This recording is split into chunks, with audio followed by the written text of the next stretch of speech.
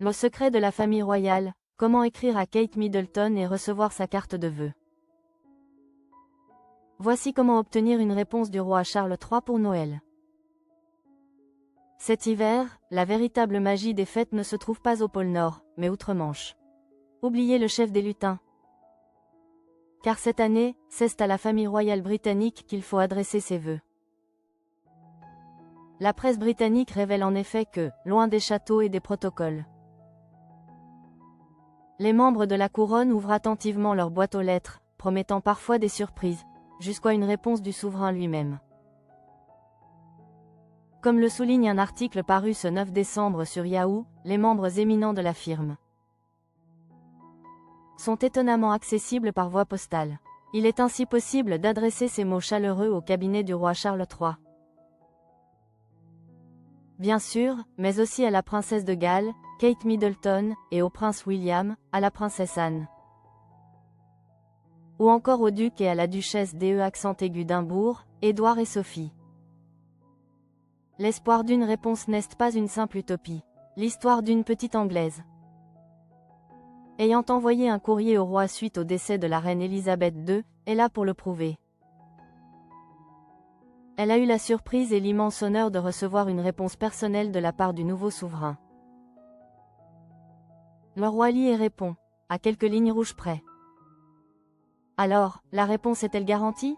Pas tout à fait, mais la volonté royale est bien là. La page de contact officielle du roi indique clairement l'engagement du monarque. Le roi prend connaissance quotidiennement de la quasi-totalité de sa correspondance, transmise par l'une de ses secrétaires particuliers, et il porte un vif intérêt aux lettres qu'il reçoit. Charles III s'efforce de répondre fréquemment, mais son rôle de monarque constitutionnel impose des limites strictes. L'intervention dans les affaires personnelles ou politiques est formellement exclue. Sa Majesté n'intervient dans aucun différend politique ou personnel, et les lettres lui demandant d'intervenir recevront une réponse standard en ce sens. Un point essentiel, à garder en tête si vous prévoyez d'envoyer votre carte. Pour des raisons de sécurité impérieuses, aucun colis ne sera livré à la famille royale. Seules les lettres sont autorisées à franchir les portes des palais. Quant au délai de réponse, il reste, bien entendu, imprévisible.